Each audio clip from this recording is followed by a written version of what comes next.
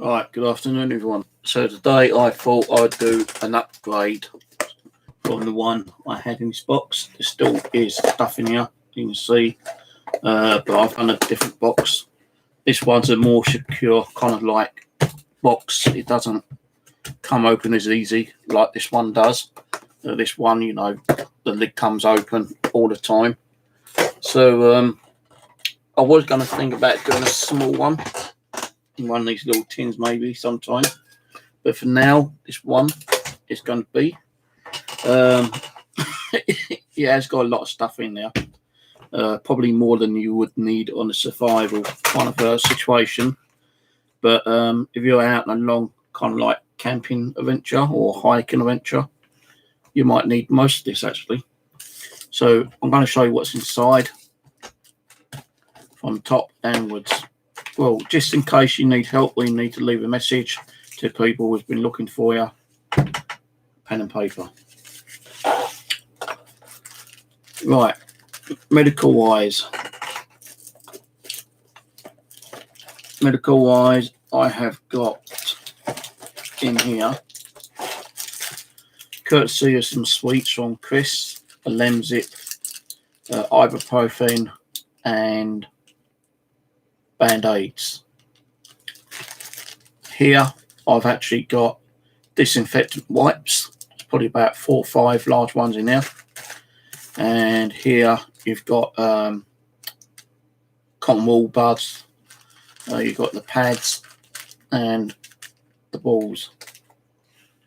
I put a bit of tin foil in for some reason. I know that, you know, by looking on videos, people have been putting tin foil on.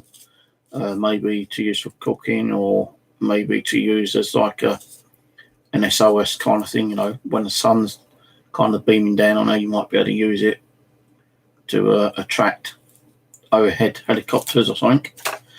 I've also added some super glue. We run out of plasters. Apparently in World War II, well actually after World War II, Vietnam, soldiers were using this to close up wounds. If the medic had run out of like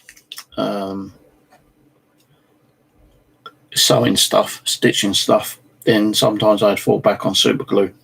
This was actually made for the Vietnam War apparently, but since then it's been widely used worldwide for like sticking things in your fingers together, which I've done many a time, and repairing stuff. So super glue, one flashlight. Some of this I've actually taken out the other box. The other box will be like all the other stuff in there will be taken out and put to one side. Some string, just like I had in the other box.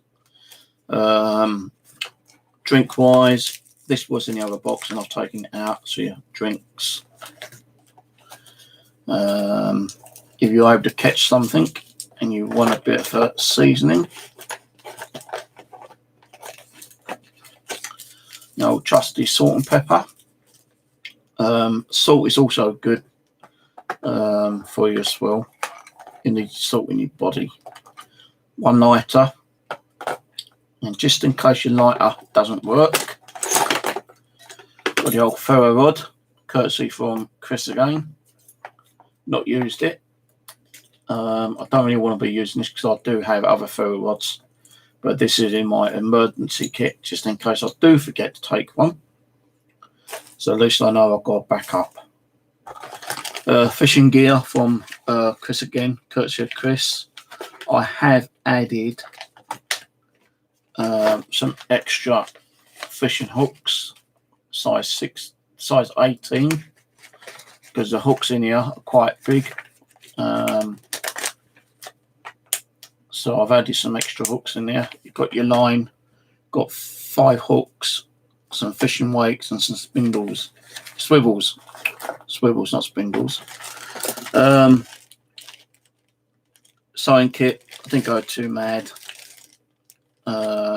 Needles, 3 reels of cotton, and a small pair of scissors. And also I've added like a fishing float with a this actually is like a little weight to it, so you don't have to use split shot. So I've added a fishing float as well.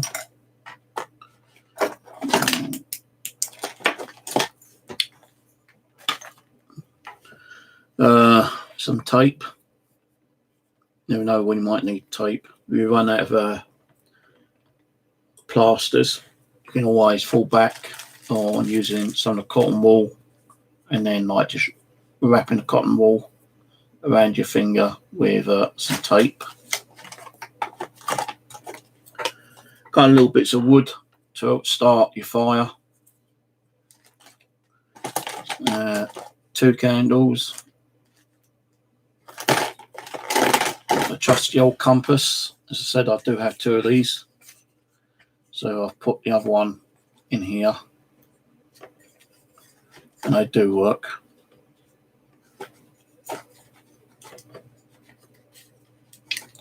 And last but not least, a trusty knife.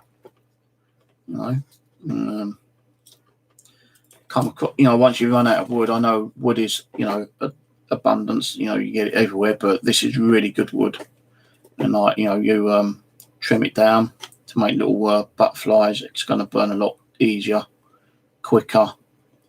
It doesn't last that long, probably about a couple of minutes, but you can always like find more wood. And I say, like on this one, you've got like a screwdriver, a cork opener, the knife itself, a tin opener and a bottle opener. And on this one here, which is the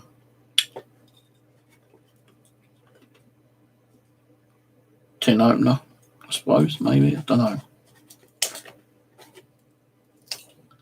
No, that's the tin opener. That's a bottle cap opener, but it's also got a screwdriver on there as well. So that is the upgraded version of my survival kit. I normally have most of this in my bag anyway, so I can always use this as a spare and take out when I just do hiking,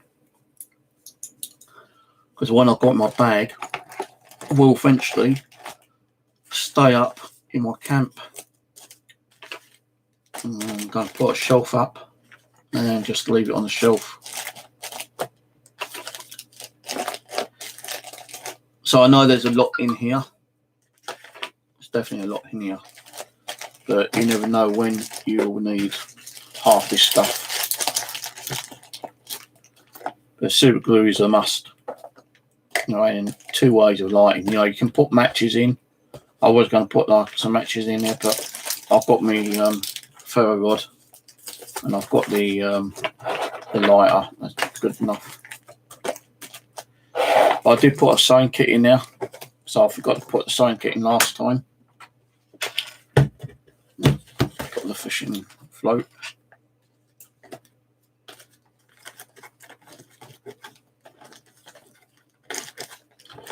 I think that's all you would really need. I know it's like bulky, but goes in one box all quite nicely packed in.